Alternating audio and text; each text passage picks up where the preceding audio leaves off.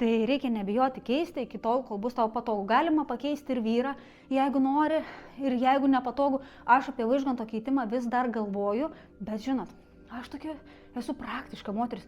Mąstau, kad reikėtų pirmą remontus pabaigti, o paskui jau nelabai noris, kad visas tas medis užsiklotų. Bet dažniausiai, kai tu ateini čia atsisėsti, tai ateina tokia nors kasiulė, arba juzikėlis, arba smilgaitė meilutė, vitkutė. Jinai, žodžiu, ateina, atsigula čia, tai tada tu katei padedi šitą pagalvėlę, katę perkeli štai čia ir tada pats štai tai paimi ir atsiguli čia.